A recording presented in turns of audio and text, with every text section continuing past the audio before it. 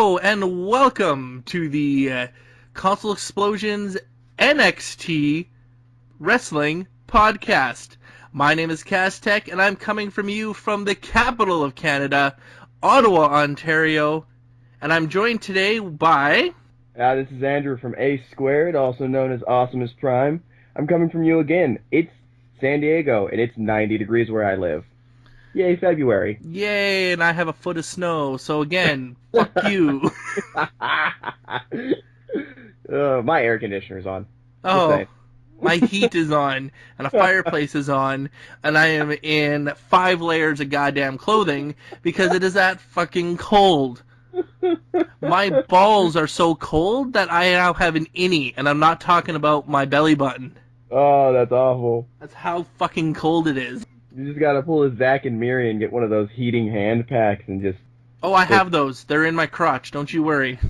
But on the lighter side, welcome back for anyone who's watched our last Royal Rumble thoughts and reactions. I thought it was a good show. I thought we did very well. Yeah, I think it flowed very well. I think we said some funny and silly stuff, but poignant as well. Mm-hmm. Bautista. Bautista. I was saying Bautista.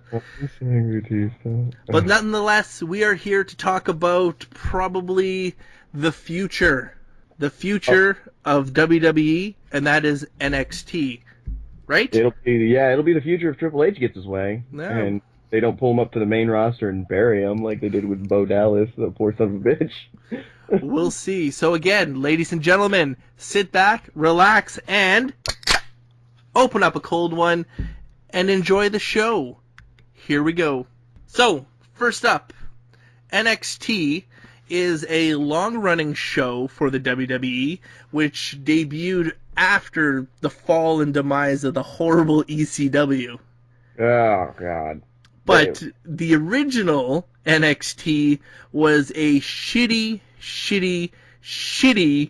idea. Whoever thought of that deserves to be kicked in the balls. Oh, it's the same creative mind that brought us the great things like the Gobbledygooker. Ooh. Yeah. And for folks who know that NXT but don't know this NXT, in Canada, they actually showed the NXT on TV all the time. So before, like in the States, the NXT was an online-only thing. But in Canada, they showed it like main event, Saturday night, Raw and SmackDown. It was part of the programming up here. So you got to see the whole half-an-hour-long crappy obstacle course. Oh my God. Let's bring in these young guns and have them do silly things to get a contract. It was so stupid. And then it was all still scripted. So, like, even if they won competitions, the person that was going to get the contract was already kind of predetermined, right? Exactly. It was Wade Barrett, I think. Wade Barrett was the first one. The second one was... I don't know. And then the third one was the all-female one. And then they had like a redemption one where people who were in the first couple were brought back, and it's just, that whole idea. Yeah, it was like the complete opposite of Tough Enough. Whereas Tough Enough was cool, oh God, the early NXT was so stupid. Yes. So they talked about a reformat, a redoing, a whole, let's flip it upside down and come out with a new NXT. I honestly thought,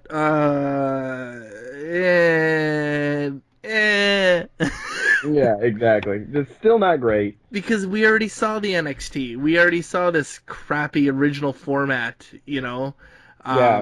But yet, they decided they're going to do it, and they came out with probably one of the best things that I've seen in a very long time. So it's got to be the best wrestling show WWE produces now on a consistent basis. Yes, I believe so. And after the last, I just wish they came up with better names, because I'm really tired of the whole NXT takeover Our Revolution or NXT Rivals, or sorry, NXT Takeover Rivals. Yeah, they really should just, okay, NXT's getting its own pay-per-view or whatever, a special event or whatever the hell you want to call it now. Since it's not technically, it's on the network. So I guess it kind of still technically counts as a pay-per-view. But they need to cut the takeover out, like NXT special something or NXT special this. Just give it its own name, like they do with just the other pay-per-views, like WWE Fastlane or Over the Limit. Those are two horrible examples because those are two terrible names, but...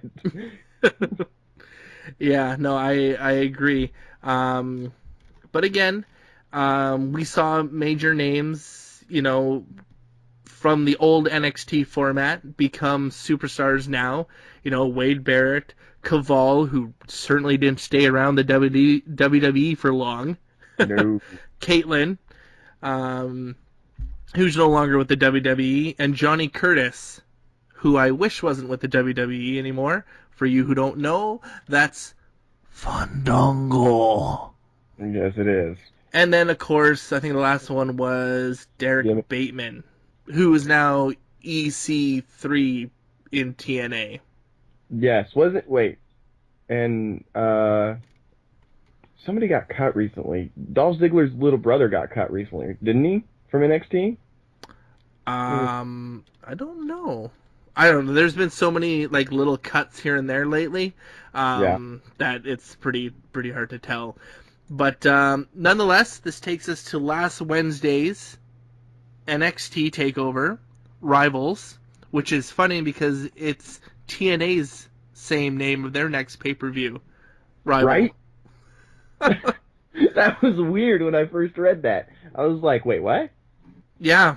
Again, that's the whole naming process. Who came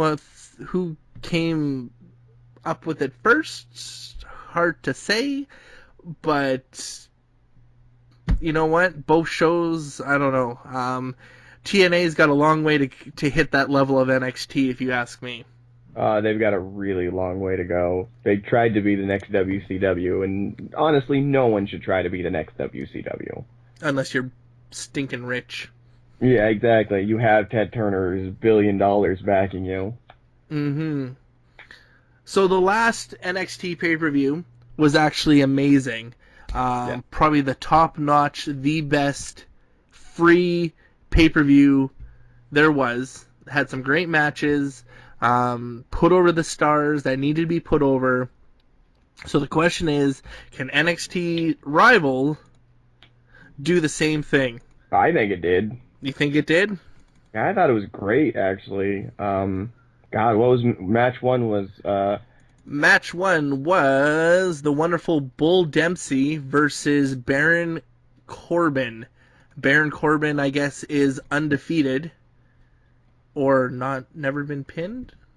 Only had one loss? One loss now. Yeah, I think it was never been pinned. I think he got counted out because of Bull Dempsey during the number one contenders thing. Mm-hmm. But, that still wasn't a bad match. They called it a no DQ match, and nothing no DQ happened? Nothing happened. No tables, they had the chair, but was badly used, in my opinion. Nobody hit each other with it. No. It was just like, hey, look, a chair. It's just going to hang out now. Yeah. When you say no DQ, I mean, it reminds me of the time that they had let's get the WWE Universe to vote for this match we have on Raw. It's a no-holds-barred match, a street fight, or a no DQ match. It's all the same fucking thing. They're all the same fucking thing. What the hell? And the match is going to be the exact fucking same because it is the exact fucking same thing. And the funny thing is if you watch that, JBL says, maybe we should talk about the differences between those. Nope. He was cut off. He's being yelled at in his ear by Vince McMahon saying, don't you dare, no, no. Exactly. He's like, don't fucking, no. There are differences between a no DQ, a street fight, and a no holds barred match. Very slight differences, but it was just, to me, that was a cop-out. You wanted the match, just rig the voting like you do for everything else, and that's fine. Slammies. Giving Roman Reigns fucking superstar of the year. Fucking kidding me. That shit too. Oh my god. All right. So did you want to run down the match with Dempsey and Corbin? Yeah. It started kind of heated. Corbin kind of came running in and started swinging on Dempsey. Both men are pretty big. Bull Dempsey is like a throwback though to that like 1980s like hacksaw Jim Duggan. Let's find the biggest, hairiest guy and see if he can wrestle at all. He reminds me of King Kong Bundy. Yeah, I get that. Not just because of the tights, just because of the way he acts and the way kind of like the way he looks almost. It's just that kind of I'm a big guy badass, but yeah. He doesn't seem like, to me, it's either Corbin and Dempsey are the same height, but he just doesn't come across as that big monster type character, Yeah, I agree. Like I feel like they were going to try and build him as the next big monster heel, but he wouldn't. I don't think he'd work as that. He's not the same size as Rusev, and he's short. But when you put short guys in the monster role, you think of like Rhino. Yeah. Rhino is that short, but he looks like a monster. He can rip you apart. Dempsey, not so much. I mean. Yeah, I think Dempsey. I would be afraid of Dempsey at like a little league baseball game if he wanted to get into a fist fight. I'd be scared of Dempsey at a fucking hot dog eating contest, Yeah, but in the ring, not so much. Yeah, not in the ring. So, I mean, honestly, the match was pretty uneventful for what it was. Corbin came in hot. They beat each other back and forth for a little while. They said it was a no DQ. Bull went to grab a chair. Nothing happened with it at all, right? Mm-hmm. Yeah, Corbin just knocks the chair out of his hands and hits his finisher. And that's it. 1, 2, 3. 1, 2, 3. And it was just quick. And there goes Bull Dempsey's idea that he's some big, tough son of a bitch. Mm-hmm. For an opening, it didn't quite give me the whole rush for the pay-per-view that you usually get. You usually want a nice, fast-paced match. This match, to me, felt like it was the pisser break match. Yeah, I agree. I think the first match should have been Itami versus oh shit, who did he wrestle? It was Tyler Breeze, right? Mm-hmm. Yeah, I think that should have been the first match. I think they should have flipped those two and would have been a little bit better. But give my props. I think Baron Corbin has a bright future. Got to see him work a little bit more, in my opinion. Bull Dempsey. Oh, one thing I got to say.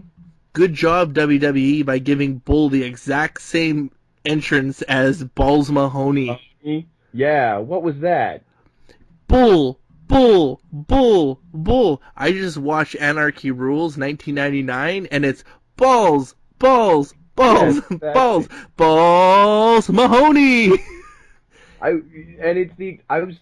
Where's the chant where it's like bull shit, like where's the shit chant at? Because I feel like that's gonna end up being attached to his character if he ever makes it to the main roster and they keep that opening. Yeah, I mean, just that whole bull, bull, bull. It was just to me, it was like, what are you doing? What is this? That one was a definite mistake to give him the same fucking entrance as Balls Mahoney, because that entrance went over so well. Well, Balls Mahoney was a fan favorite in ECW. Yes, his wrestling skills wasn't there. Yes, he always relied on the chair, but he was like the people's champion. He was always being cheered because of just the way that his charismatic role was when he was a singles wrestler, right? Yep. So that's why he'd go out there and people would chant with him, balls, balls, balls, and his punching, the same thing. It didn't quite do very well when he came to, the WWE because people don't know that. It's just like when NXT people get transferred up to the main roster. What works in NXT, people don't know in the WWE. Yeah, exactly. So, they're going to have to fine-tune Dempsey, in my opinion, but I see him more as a tag team than a singles, in my opinion. Yeah, me too. I could definitely see him being cleanup in a tag team. Mm-hmm. He did get blown up pretty quick too. You could see he was pretty damn tired. Yeah, yeah. So, out of a 10 on that match, I would have to give it a 4.5. Yeah, I agree. That sounds about right. I think you can go a lot of places with Corbin, but I don't know if his character's really going to resonate all that well on the main roster. Depends on what they do with him. They're going to repackage him. They'd have to. Didn't they just repackage him again? Yeah. Like, he's already gone through 2 or 3 repackaging on NXT. Yeah. But at least NXT is the place that you can be repackaged and continue to be successful. Adam Rose, how many times was he repackaged? Oh man, he came over as that South African hunter. No, before that he was just his regular, like, Lex Luger self, Leo Kruger.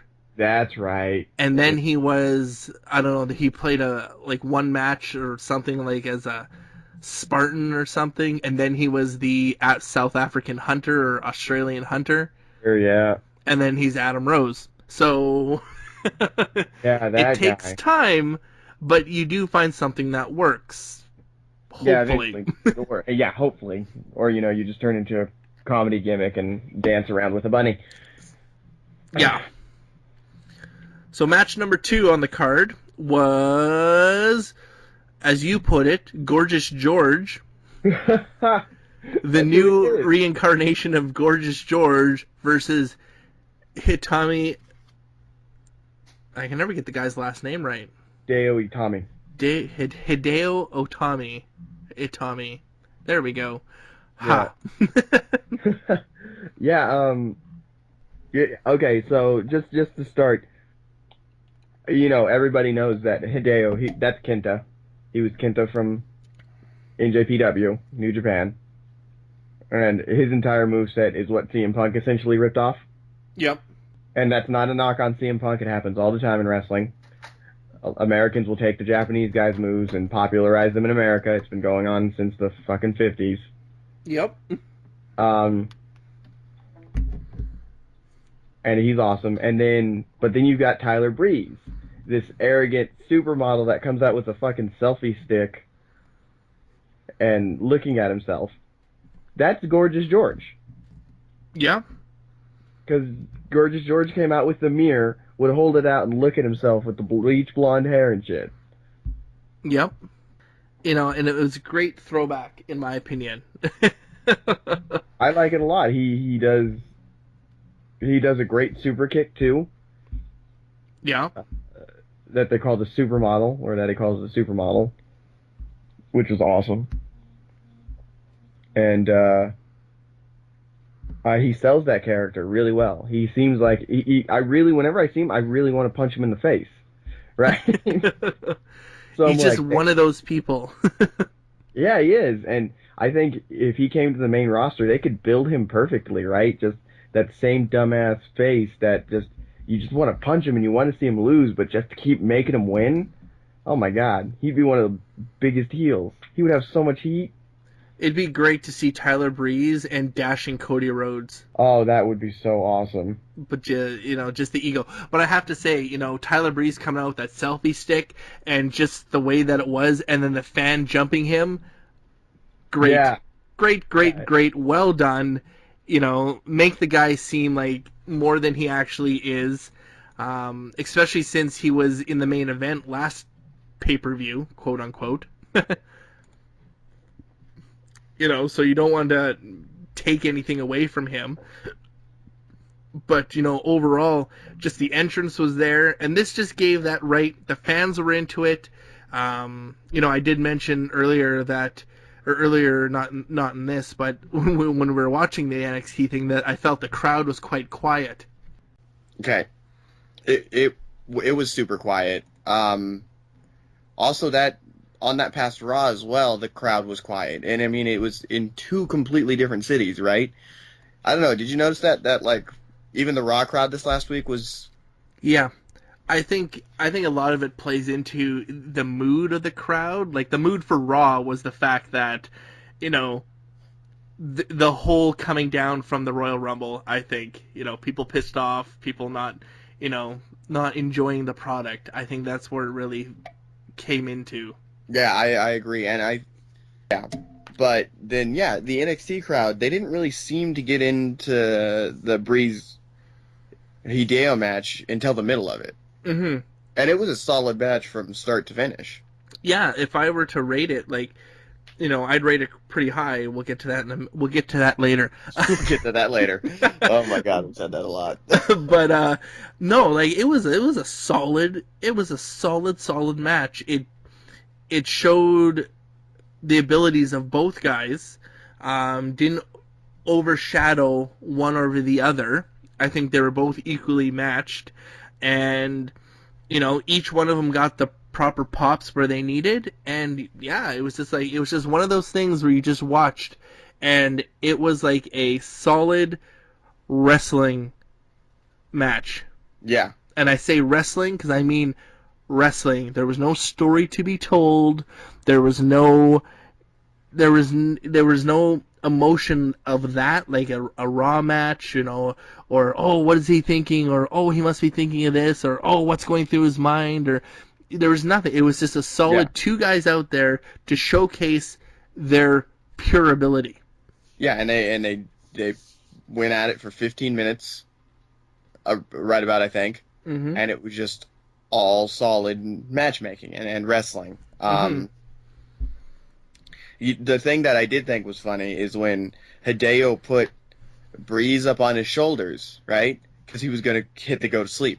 Mm-hmm. Or he was like acting like he was going to hit the go to sleep, which was his finisher in Japan. Yep. And now they switched it to this running front kick. Yes. Which, whatever, I think they should have let him keep the go to sleep. But they don't want any CM Punk association. So when he goes for it, the announcers just no-sold it. Hideo's putting him on his shoulders. What could he be doing that for? And it's like, are you fucking kidding me? Well, when you think about it, though, even the last pay-per-view, he did the same thing with the Ascension. Put him up on the shoulders and went for it and, didn't hit it. But everybody knows where CM Punk got his moveset from. Right. And that was the biggest slight against him, was the fact that, he had quote-unquote stolen moves. But, everything's stolen. Yeah, no, it doesn't. It's never like whenever somebody's like, oh, he just stole that from a guy in Japan. It's like, of course he did. They've been doing it since Tanaka. Like, everybody fucking steals shit from Japan. Exactly. That's where Chris Jericho got the code breaker. Mm-hmm. Like it's not a bad thing. It doesn't make him a bad wrestler. CM Punk is a fucking excellent wrestler, and I miss him greatly. But do you really think Scott Steiner came up with the Frankensteiner? The Frankensteiner. You know what? That is really interesting, and I think he probably went for her Hurricanrana and didn't know the difference because he's not the brightest guy in the world. And just dropped the dude on his head by accident. Was like, that looked cool. I'll call it the Frankensteiner. Scott Steiner, if you're listening, I have no say in what he just said there. I think you were the smartest man to grace the earth. If Albert Einstein himself were still alive, you would make him tap out. I am sorry. I do not want your craziness to beat me up. Thank you. You're a little afraid of Big Papa Pump? A little afraid. That guy can break me. I'm 6'2", 289 pounds, and Scott Steiner can easily break me. You just got to be able to outrun him, dude. That's it. He'll blow up before he can even touch you. Probably, but or he'll be shit-ass drunk. Yeah, no, but Scott Steiner, scary guy. I've seen him wrestle before. Saw him wrestle at WCW's New Blood Rising in Vancouver, British Columbia. So, no, he's a stiff worker too. Like he when you wrestle Scott Steiner, you feel like you've been in a war. Yes, but nonetheless,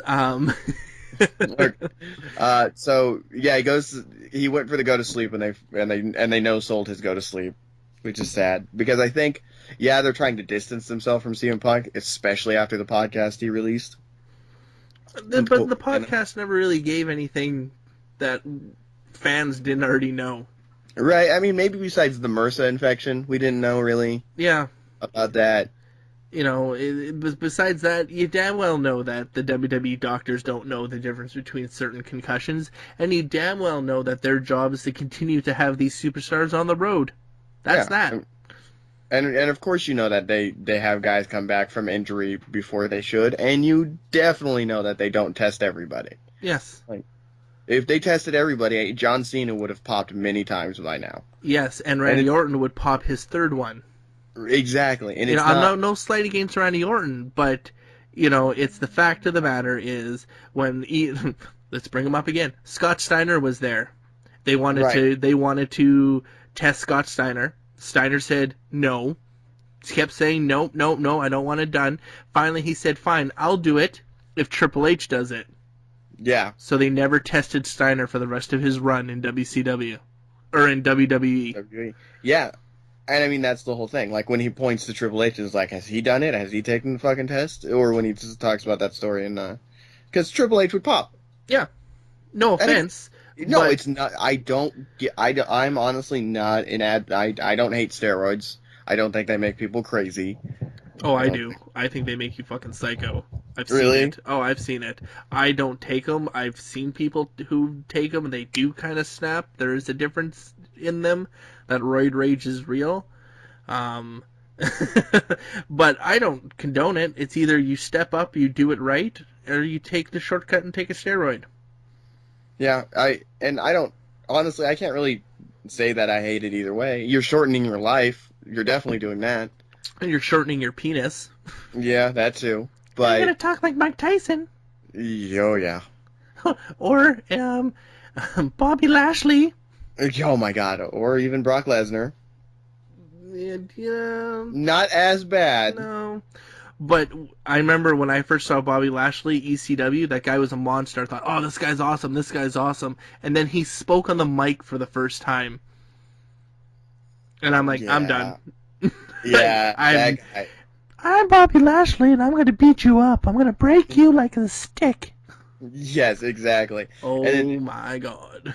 That was another one of Vince's golden boys. Vince's golden boys don't get tested. Nope. Like they don't... And I mean, I don't think they really have any legal recourse to test them because they're independent contractors. Mm-hmm. So I think if it's like, you either take the test or you don't, and just like, well, I'm not going to, are they really going to be like, okay, you didn't take the test, Randy Orton, leave. Stop getting women to scream at you. Mm-hmm. Stop making us millions, please. Yes, exactly. But I'd rather see more people, natural talent, and that's what we're seeing in NXT, is that natural talent, the non-roid monkeys. You know, again, people like Rusev, people like Bull Dempsey, people like Hideo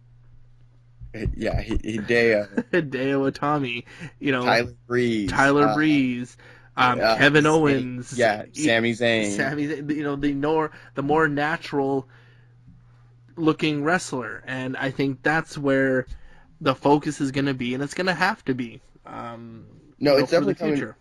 Yeah, well, I mean, we talked about Breeze Hideo a little. Hideo ends up winning with his running front kick, which is weird that they would have him be that his finishing move. It's so close to Daniel Bryan's. Daniel Bryan versus Hideo Itami is going to be a great matchup. Oh, I can't wait for that. For move, those two are exactly the same. If you want to talk about swapping palettes, pretty much Hideo and Daniel Bryan are the same. Just one's Japanese and the other's white. Yeah, and has a long beard. And the only difference is that he had the CM Punk go to sleep. That's it. Yeah. But, you know, it's just, you look at that and you think, wow, you put those two in a matchup, this is going to be amazing. Yeah, and that I can't wait for that moment to happen where Hideo gets called up and he gets a match with Daniel Bryan. You know, if it happens. Because, you know, Vince... I mean, let's face it, Vince doesn't exactly have an affinity for ethnic wrestlers. Nope. So, I think it, and I've said it for the past few years now, the WWE will get better when Vince McMahon dies. Because he's not going to stop till he dies. No, and I don't even think it's Vince McMahon. I think as long as Triple H gets more power and can push out the Vince people, Yeah. like the John Laurinaitis's, the Kevin Dunn's, push those people out, it will become a little bit better. But I'm not saying Triple H is the God Almighty. He's got his people that are smart in. Here's good people. Pat Patterson is a Triple H guy now because he's brought in and, showcased the Sami Zayns and the Kevin Owens to Triple H, right? Yeah, and Patterson's always had that natural eye for talent. Like, he knows this kid's going to be great. Yeah. I mean, he brought in Bryan, he brought in, Rollins, Zayn, Owens. I think he brought all those guys in. Yeah, the FCW, he was quite good with them. I'd say he's more about the new talent, but you have people like Kevin Dunn who doesn't give a shit about that. That's not the model of a WWE superstar. No, yeah, that's the problem. Anybody that's been with the WWE since the 80s are always going to think that it was Hulk Hogan's look that got him over. Yeah. When in reality, it was his charisma. Mm-hmm. It was the way he acted in that ring. Yeah, for the amount of wrestling skill he had, which wasn't a lot, let's face it, he wasn't great. He could do a match and he could chain wrestle, all right, but he made up for tenfold in charisma. Yep. And it doesn't seem like they'll ever understand that it was more personality that sold Hogan, not the look. Mm-hmm. All right. So what match was after Hideo Breeze? So after Hideo and Breeze, that brings us to the tag team title match. And that was the Lucha Dragons against, what are their names? The Lucha Dragons versus the two people that I had no idea who the hell they were, but were apparently WW or NXT tag team champions. Yeah. Poor Lucha Dragons just being placeholder title holders there. That was really too bad. Well, it's I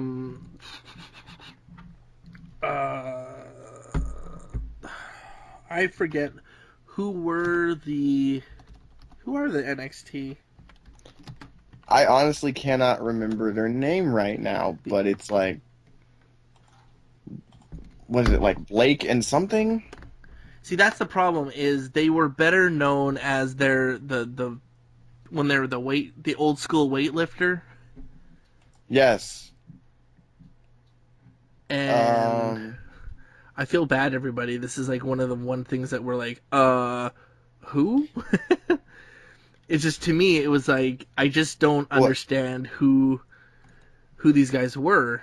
So Buddy Murphy, Blake, and Wesley. Yeah, Wesley Blake and Buddy Murphy. Yeah, Wesley Blake and Buddy Murphy, who were, I can't remember their old. Oh no, yeah, that's who they were. Yeah. They had no old thing, did they? I thought they were the weightlifters, but I guess not. No, because I'm just going through the thing now, and that's Simon Gotched. Okay. All right. Yeah, Does that make sense now? Because it's wait a minute. Yeah, Murphy. Yeah, Buddy Murphy and Wesley Blake, which that's great. That their names are so. Or I mean, generic? They're called, Blake and Murphy now, but it's. You can't even put that on a shirt, because what are you going to put, BM on a freaking shirt? Like, and the match itself was super entertaining, even though Kalisto and Sin Cara both botched at one point. Yep. But at least it wasn't that old school Sin Cara botch, because he's back down in Mexico. Where he hurt himself? Yeah. Hurts his hand or something and has to stop the match. Yeah, no, for me, it was just like, for these guys, I didn't know who they were. I wasn't interested. I was more interested in Kalisto and Sin Cara. I wanted to see something a little more high-flying, a little more action-packed. It was quite grounded. Yeah. You know, but I think it's because the WWE wants to call Kalisto up, and probably one of the most stupid we talked about in the last thing about what they want to do with Adrian Neville as Mighty Mouse. Oh my God. Yeah, I really don't. They want to take the mask off Kalisto and make him a gay hairdresser. Because you know that gimmick went over very well for Kiwi in WCW and Rico in WWE. Yeah, they were great. Really, really a great choice there. If they do that to Kalisto, Yeah. it's just going to ruin his character. And then also they're going to get so much shit for setting back what they had already helped with that LGBT movement with Darren Young. Yes. You know, because Darren Young's a handsome, well-spoken African-American man who's gay. And he's the perfect, like, he should get a push because he's actually a good wrestler, too. He's not great on the mic. Have you seen his new look? Yeah, I kind of dig it. I dig it. I think it's like looking at that, I'm like, I like that look better than his, you know, millions of dollars. Him now, he looks like a contender. Yeah, he looks like he can be, as long as they take more like of a hard fighting approach to him, I think it'll work out really well. You know, for the people who haven't seen it, obviously I'm going to show you a picture here. You know, compared to his stupid poofy hair, you know, he looks like a badass. He looks legitimately like someone that can wrestle. He could always wrestle, but now it's like there's a little more respect for him, and, you know, all the power to him. I hope he's going to get a better push. Yeah, I hope so too. But yet again, we haven't even seen him back on TV yet, so who knows? That's true, but everybody, all the live events and stuff have been, from the reports, he's been tearing up the live events, I guess. Yes, and actually, a friend of mine saw him in Calgary and said he was amazing, so. Good. Awesome. So Blake and Murphy end up winning in a really non-spectacular fashion. And two people I couldn't care less about. Put honestly, the tag titles on people I know, or if I don't know them, just make the match more interesting. Well, they have like no charisma either, and it's just a massive problem. Like, put him with a mouthpiece, maybe. Yeah. I can throw Jimmy Hart on him. Or just put some TNA with them, and I'll be happy. Yeah, that'll work. You know, you have enough females on that roster that you can put some TNA with him for sure. Exactly, and I don't think Brooke Hogan's doing anything right now.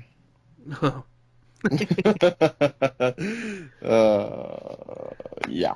So after that, it was a really great match, right? This is when it was Finn Balor versus Adrian Neville. Yep. So first of all, I forgot to rate the last Tyler Breeze match. Oh yeah. That I would have to give an 8 out of 10. Just for the technicality and the technical wrestling ability of both individuals. Yeah. Yourself? Yeah, I would think 8 out of 10 is fair.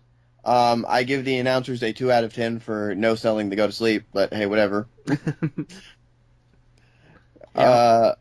But yeah, I think an 8 out of 10 is fair. They did mess up one or two spots that didn't look great, and there was times where I felt like Breeze did rely on the rest hold just a little too much for my liking. Mm-hmm. And then I would have to give the next match, which was the tag team match, a very, very low 4.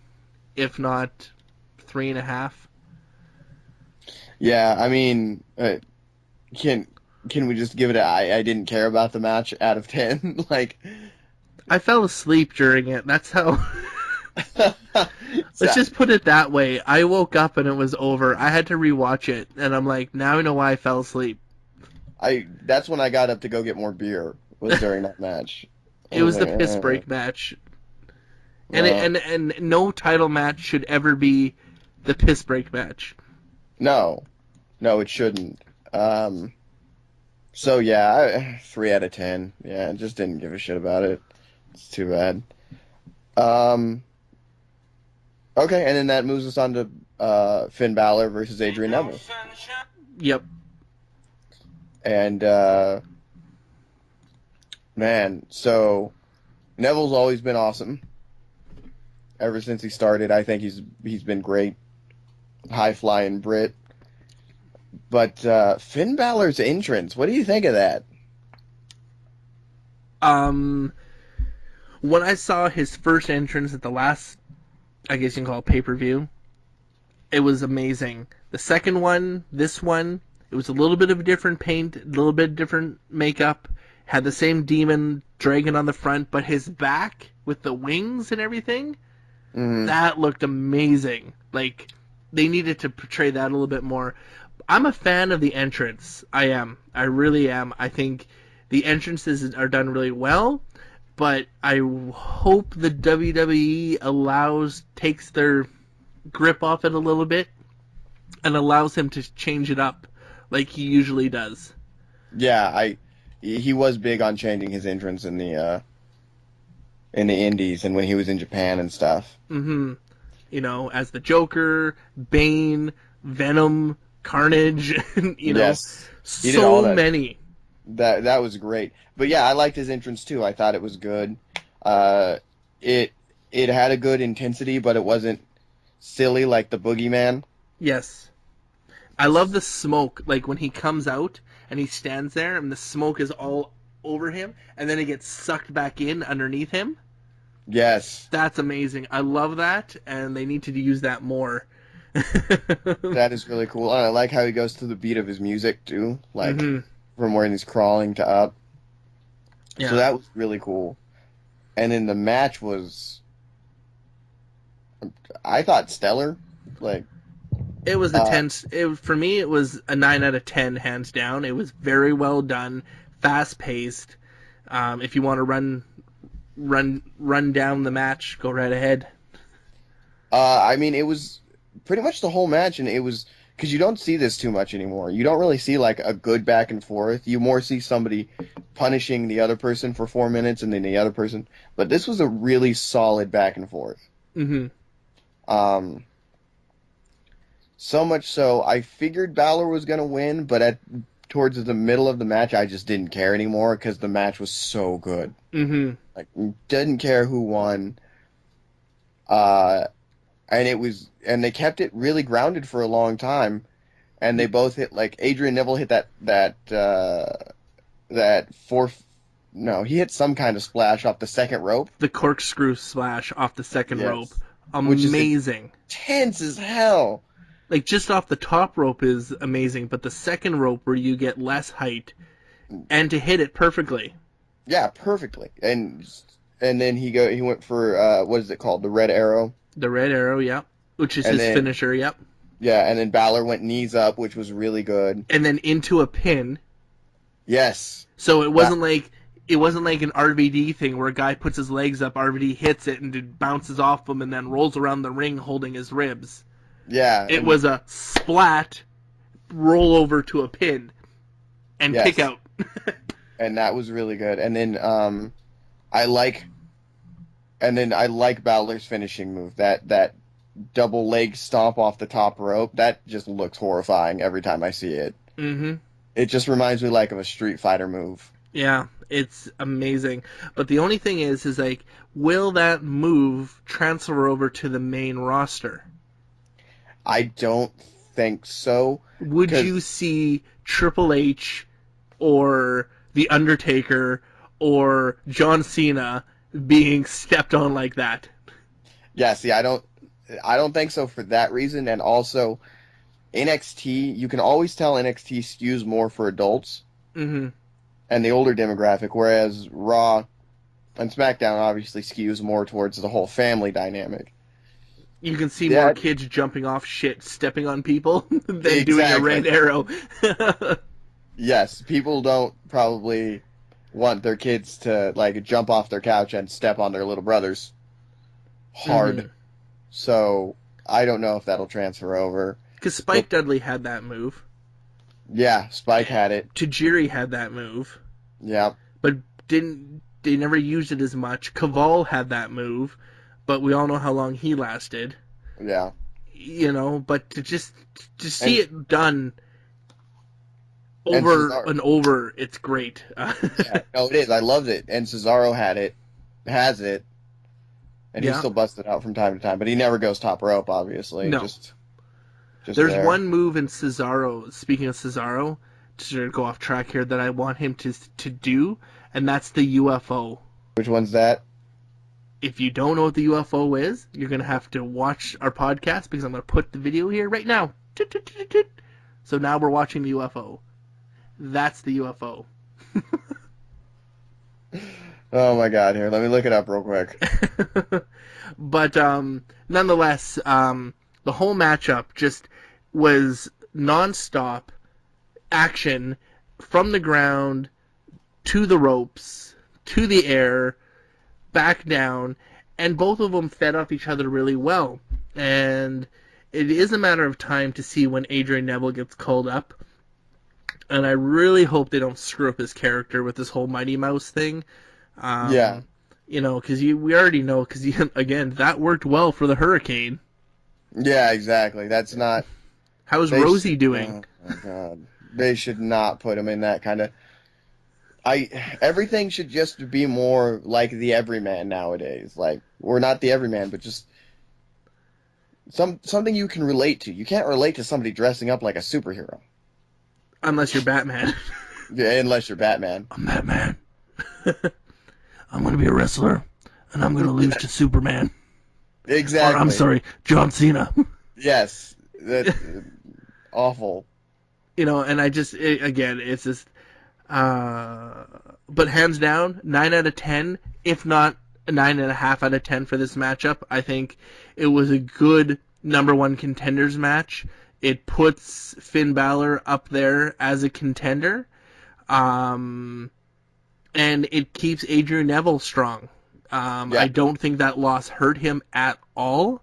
I think it just keeps him up there, in the pack.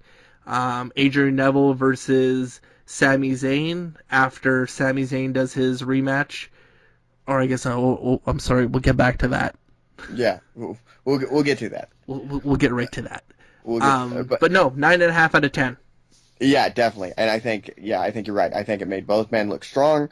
Neither of them look weak in that match. And it really did just catapult Finn Balor into like, oh shit, he could really be a contender for that NXT championship. And he could, because even without the face paint, he's got a good look. He's a handsome dude. Yep. And he'll get women in seats. And then he'll get the nerd fan with his body paint. Like, It's just the way it's going to work.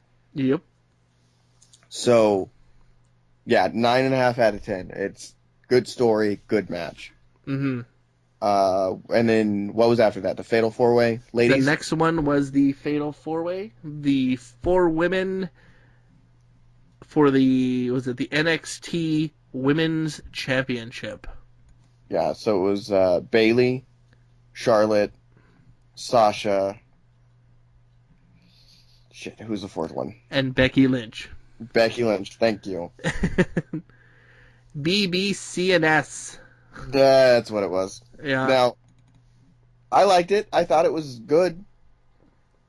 I think the women's matches in NXT get the amount of time that they deserve, and these female wrestlers coming up through NXT tend to be pretty great. Yep.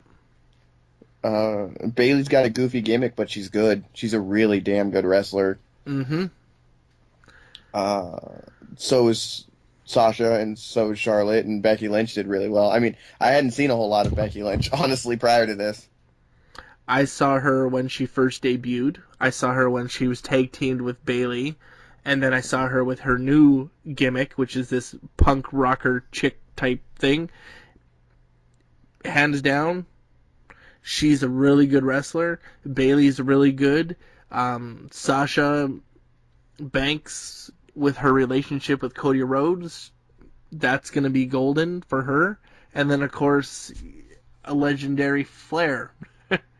Right. Right? Yeah, and I love the shirts that she has that do everything with Flair. Yep. I think that's genius. And I know a lot of people bitch and complain, oh, she shouldn't, hang on the gripes of her father or whatnot, but why not? You're Yeah, a why the hell Flair. Yeah. At least you have talent to back it up, unlike David Flair in WCW. Oh my God, poor David Flair. If it's David too bad. Flair had any amount of skill, he would have been great. Or even just a smidgen, he would have been fantastic. But he didn't, unfortunately. Yeah, he had nothing. Which is to his other son, actually, the one that passed away. He had talent, that poor kid. But Reed? Yeah. Yeah. But he had his demons. So yeah, I would say there's not really so many big spots that I would run through on that one. I honestly figured Sasha was gonna win because I think Bayley and Charlotte are getting called up. Yeah.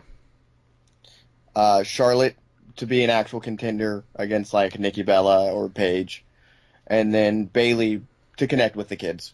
Yeah. Which is too bad because Bayley's great. I mean, look what they did to Emma. Emma was awesome. And then Until they called she put her with Santino, and then now where's Emma? Nowhere. Dude, that's the real career killer right there, Santino Marella. Yes. And not only that, she has this dancing gimmick. Emma was trained by Lance Storm out of Storm Academy. So you know that she got her dancing skills from Lance himself. Exactly. And I got to say this. That's probably the best fucking wrestling school right now. I think it's one of the top. But when you think about dancing gimmicks, it kills your career. Oh, Lance it absolutely does. Emma, Fandango. Fandango.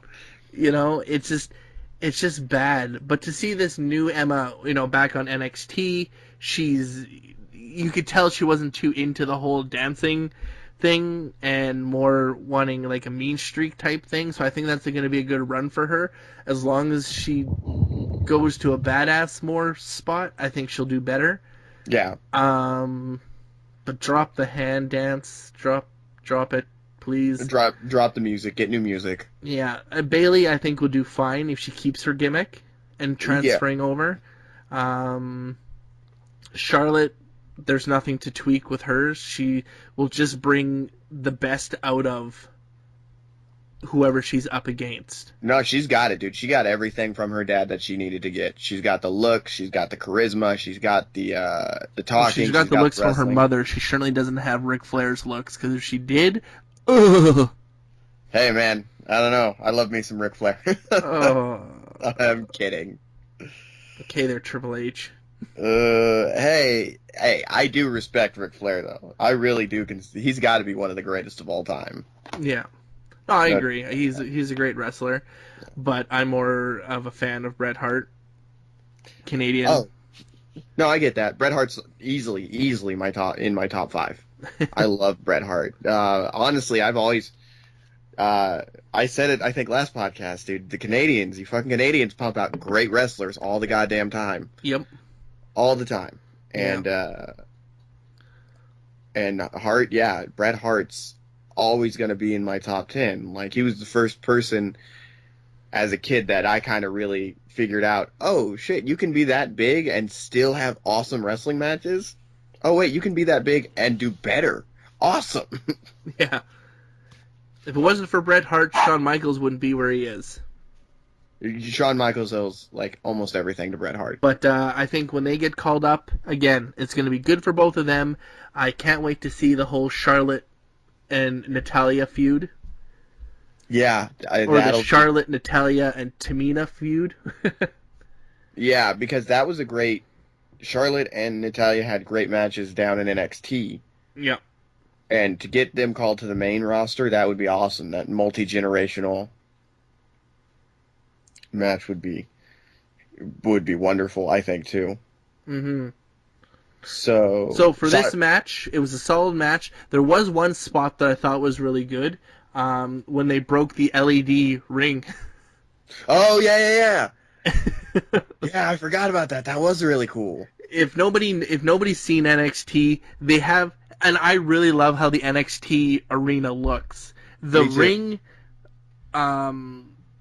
whenever for underneath the ring, it's all an LED board.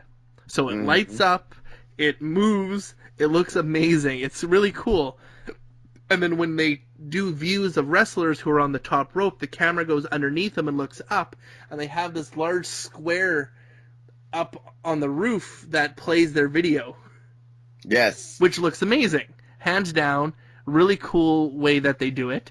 And I think it's a great look. I think they need to do that with the main Raw and SmackDown. But yeah, Charlotte being thrown into that and the whole thing just going and fuzzing out. Yeah. And of course that put her out for the whole beginning of the matchup too. Yeah. And that just left the three of them to wrestle to showcase themselves, and then for her to come in mainly for this last half and not totally dominate it as she would have if they kept her in. So, good booking. Not realistic, but still, I thought it was good booking. It was a cool moment. It was a different and cool moment, I thought, too. Mm-hmm. And then, of course, they jumped over the ropes, which isn't a big deal. We see that all the time. I know they made a big deal about that on the WWE.com. Oh, look, Charlotte jumped over the top rope. Yeah. Ooh, look out. It wasn't anything spectacular. I just rewatched this match before we did the podcast because my daughter wanted to see it. My daughter's 4 years old. She watched it. She picked out Sasha to win during her entrance. Solid. She's like, she wins. I'm like, why do you say that? She goes, I don't know. She looks like a rock star. I'm like, okay, fair enough. So she watched the match. Sure enough, after the match, she's like, she won. And then she jumped off the couch and splashed onto me as I was laying on the floor.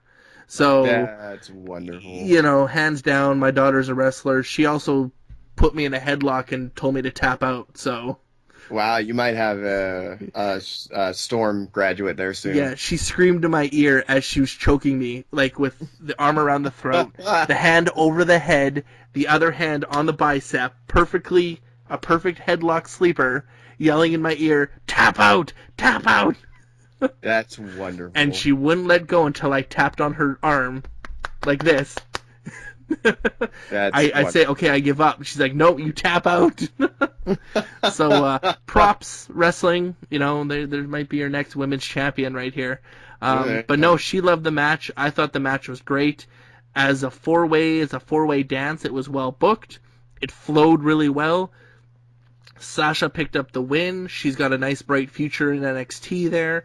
As for being called up, they're going to have to unload somebody from the main roster, I think, for her to be called up, because she'll kind of get mixed in with, Alicia Fox, Rosa Mendez, in my opinion, if she's not doing the stupid Divas,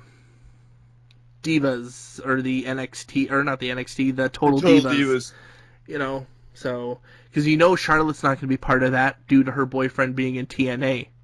AJ's not going to be a part of that because of her boyfriend, who's not a wrestler anymore. Because of her husband, CM Punk, the guy that just shit all over the company? Exactly. So there's reasons why certain people won't be in there. So it's good to know that these won't be a part of it. But, if they just put every person in there, oh my god. Yeah, I'm just waiting for AJ Lee to be on the outskis here soon. That wouldn't surprise me. You don't see her much, but you know what? I think if AJ Lee has one last match, and that last match is either with Paige and it's an all-out war, or with Charlotte, I'll be happy. Yeah, I'd be cool with it too. But again, I don't think she's going to be there much longer. I think she's probably liking spending time with her husband, having time off, So this match, I give a 9 out of 10. Just for well-deserved booking. Yeah, it shows what good booking can do in wrestling, and not story writing necessarily. Mm-hmm. And speaking of a story of... and this is actually, I watched the pre-show just for this last little bit, for our main event. Mm-hmm. Our main event was for the NXT Championship, and that was Sami Zayn versus Kevin Owens. Yes. And to watch how they brought up, like, old pictures of themselves from the past, like, pre-ROH, Yeah, when they were, like... 15? It almost looked like... Oh, man, that was good. Actually, that was a good moment. This was to build a story that this match meant more than just NXT and WWE. This was like a match that meant for years of build-up. And I put props to NXT and the writers to actually allowing this type of booking. Yeah, it worked super well, too. I thought it was brilliant. I mean, just the way they brought up their past and stuff like that was all excellent. And I like how the story was like, oh, we were both on the path to the WWE, and then you got married, and I made it. Mm-hmm. Kind of thing. I really liked that, too. And again, man, Canadians, what the fuck? It's pumping out good wrestlers. Yep. Yeah, and I was expecting, like, the death talk. And the death talk is, like, WCW, the Warrior comes back for the first time to confront Hogan. And in his speech, talks about their old company and how he lost to Hogan. Yeah. And it's like, you just kiboshed the whole thing. Yeah. Your whole feud means nothing because now the viewers are going to go watch WWE stuff to figure out who you are and all this shit. Yeah, exactly. Right? It's just you shit all over the thing. And I thought that this was something like that was gonna happen, but they talked about it and it was actually done, like, again, like I said, really well. Yeah, and it was really well. There was a lot more thought put into it than, Warrior and WCW, because Sami Zayn wasn't in a two-way mirror that apparently Kevin Bischoff couldn't see. And, it just felt like thought and care was put into it. And both those guys gave their best, their intensity. Those two dudes have worked their asses off for, like, the past 10, 15 years, right? I mean, they've been wrestling forever. Yep. And, as El Generico and Kevin Steen, respectively. Mm-hmm. And I honestly loved the build-up to the match. The only thing I would have liked better was to get Paul Heyman in on it, on the pre-show. Just because I think if somebody's going to sell that stabbing your brother in the back storyline, it's going to be Heyman. Yeah. And again, he's got a lot of love and respect for the business, and he knows both those guys because he watches the indies and he knows fucking everything there is to know about wrestling. Yeah. No, I think, again, the build-up was top-notch. Deserved every minute of it. The match itself, though, what'd you think? A lot of people I know were upset by the ending, but I really enjoyed it. I thought it was a good build. I thought it was smart I thought it garnered Owens a lot of heat to roll out at the beginning. And then it showed Sami Zayn being like the won't take any shit kind of guy, coming over that top rope, hitting Owens with that front flip, right? Yeah. And then that kind of starting the match. But then at the same time, I think there was enough good build-up and fight from Zayn to where it wasn't like a buried situation. Because I hear a lot of people saying, oh, they buried Sami Zayn. And I don't think that's what happened. I think that what they're trying to do is that he clocked himself in the head while wrestling outside on the ramp. Yep. And then when he got back in, he couldn't stand back up. And then Kevin Owens just took... advantage. Yeah, with like 8 power bombs. Yeah. So I thought it was a really good idea, and I think they're trying to build Kevin Owens as the next big... Brock Lesnar. Yeah, and I think it'll work, because Kevin Owens, though, is not... His physique is not like Brock Lesnar, but he's very strong and very athletic for his size. I think, yeah, I totally agree. I think, yeah, he doesn't have the physique, but yet again, he's very well when it comes to being a wrestler. He does it very well. Very smooth. Again, I the amount of talent that's on this card. Oh, it's ridiculous. Just ridiculous. From top to bottom, it's insane. And the amount of talent in NXT is insane. Mm-hmm. And the match, the main event, I thought was done really well. Each person deserved to win. But, there can only be one. Yeah, this is Highlander now. Yeah, exactly. And, I have nothing bad to say about the ending. No, me neither. And I really besides Bam Bam Bigelow, when was the last time you saw a 300-pound dude go to the top rope and hit like a swanton bomb or a senton bomb? Yeah. Like, never. Besides maybe Bam Bam. Mm-hmm. When Bam Bam used to do the moonsault. Yep. And, Owens and Zayn, Owens is definitely going to be the future of that, like, big, scary dude that's going to just come up like a wrecking ball and just run through everybody. Or he should. Yep. I think, because he's got the athletic ability like Brock has, but he does have something Brock didn't, and that was the ability to talk. Yes. The microphone skills. Yes, he's good on the stick. Like, he can actually pop off really well with that, and so can Zayn. Yep. But it would, monster heels or monster big guys have never had to rely on talking. Mm-mm. But if he can talk and be a monster bad guy, oh man, Owens is going to go far. If they let him. If they let him. That is, of course, the sentiment of everything. That's like the asterisk of NXT, right? Yeah. If they let him. Yeah. Because I think if Kevin Owens came up, he should beat John Cena first 2 weeks he's there. Clean. Really? Yeah, I think he should. Ooh. And because there's no one that's going to sell that massive bad guy better than John Cena. Because John Cena's, he's got another movie coming up in a couple months, I think.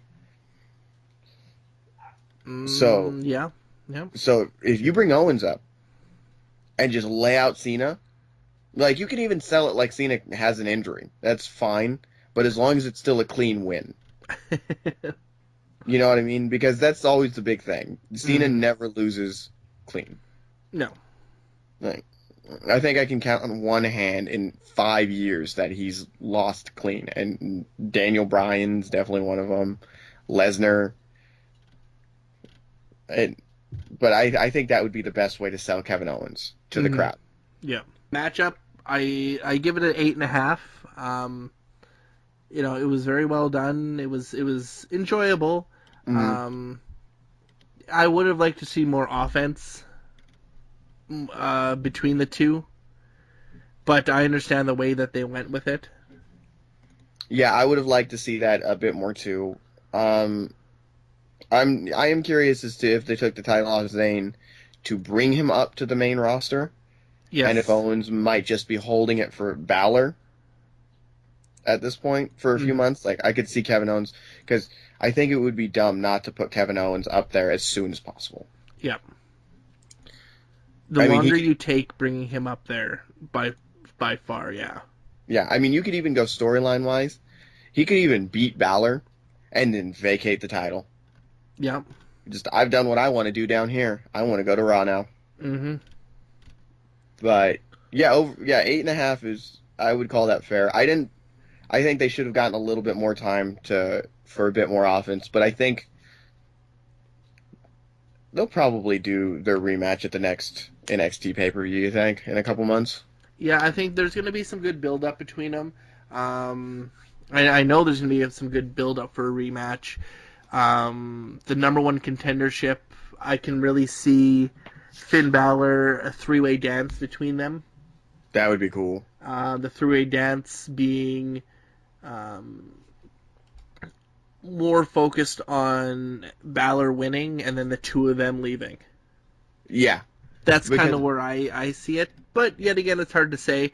But no, the future's bright for both, for, again, not just those two stars, but the whole NXT.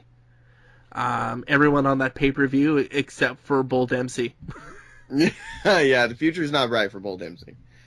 But no, for the most part, I think the future is bright for all those guys. I mean, Neville, Zayn, Hitami, Balor, Breeze, all of those guys are gonna come up, and if they get their chance, if they actually have the faith put into them, they will come up and run roughshod and sell shirts and sell tickets. Yeah, and Kevin Owens being the best merchandise seller for NXT. Yeah, exactly. For his two shirts, one that says fight and one that says KO. Yeah, that looks like it's made from duct tape. That sells his shirt. Really? Like, holy shit, okay. And then you look at all John Cena's shit. Yeah. Those are the two top selling merchandise people, is John Cena followed by Kevin Owens. And Kevin Owens has been there for 2 months.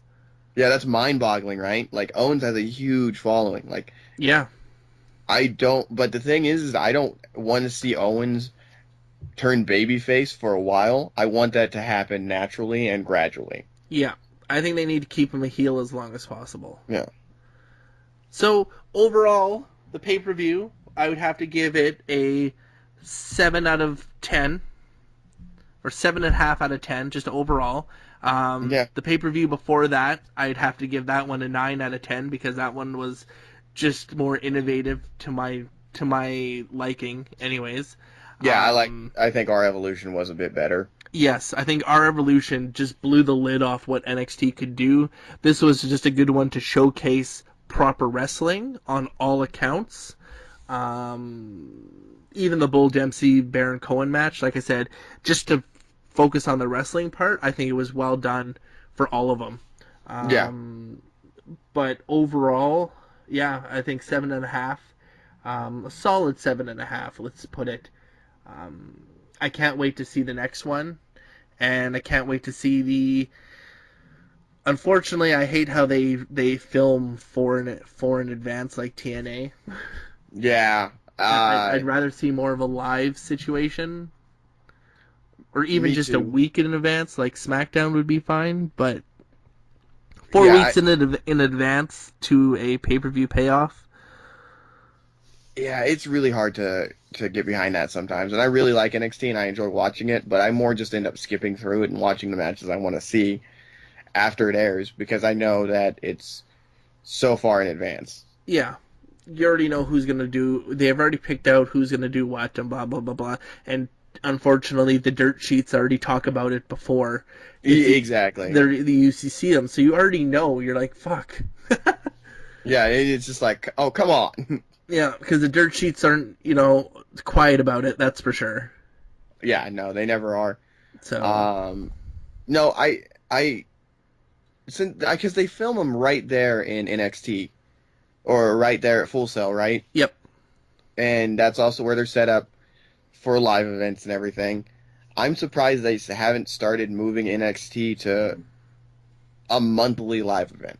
Well, they are now going live and actually moving NXT to different areas. They're going to Ohio next month. That's sold out already, too. Sold out, yep. So, yeah, hopefully they come to Canada. Hell yeah. You know they will, dude. Oh, that'd be great. Canada is the entire country's a giant Smark territory. Yep. It really is. Like, and Smarks, people like you and I, are the ones that spend the most fucking money, because we go see the events and we'll be fans forever. Yep. But I don't know. I'm always gonna be a fan. I enjoy the wrestling. I enjoy it. But yeah, no, like I said, the future's bright. Hats off to NXT. Solid 7.5 for this show. That's all I have to say. Yeah, I agree. Yeah, in the end, it was just another great NXT showing. It seems like at this moment they can do no wrong. Well, they could, but after this, it'd be really hard. I'm just saying, this is the golden child right now for people that are pissed off with the Raw product and the SmackDown product. You need to watch NXT. Hands down, I agree. So, that brings us to, I believe next week, we're going to be having our Fastlane predictions for WWE's Fast and the Furious pay-per-view, or whatever the fuck this is. Stupid. How they haven't tied that into The Rock's new movie yet is fucking mind-boggling to me. I don't know. Yeah, to me, it's a dumb name for a dumb pay-per-view. Oh, of course it is. I mean, like, Over the Limit, too. Like, what the fuck is Over the Limit? And why do they keep using car metaphors? I don't know. Freddie Prinze Jr.? All right. I don't know. But no, we have Fastlane. Main event of Fastlane is Roman Reigns versus Daniel Bryan, winner going to WrestleMania. Yeah. That is going to either be a great match that Bryan 100% carries, or it's going to be awful because they let Roman Reigns try to look too strong. Either way, that pay-per-view right now is where we stand. Next week we'll be giving our predictions, and it's the pay-per-view that following Sunday, so it's a week away. About a week away, and they only have 3 matches on the card. So talk about build-up for this pay-per-view. Yep. The road to WrestleMania is paved in brick. It used to be paved in gold when they had Elimination Chamber. Oh, that was the best. But now it's paved in brick because they don't give a rat's ass. And as a quote from Kevin Kelly said, it doesn't matter what we do for the main event for WrestleMania. People will buy it and watch it anyways. So, with that being said, we probably know what's going to happen for Fastlane. But nonetheless, we'll give you our predictions next week, right here exclusively on our wrestling podcast. But my name is Kaz Tech, signing out from Bloody Cold, Ottawa, Ontario. Thank you for joining myself and me, Andrew, from 90 Degrees San Diego, where I have my air conditioner on, because I live in California, Southern California.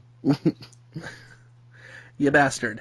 Again, so, I guess that's it. We'll see you guys next week. Predictions. 1, 2, 3. Ding, ding, ding. It's all over, folks.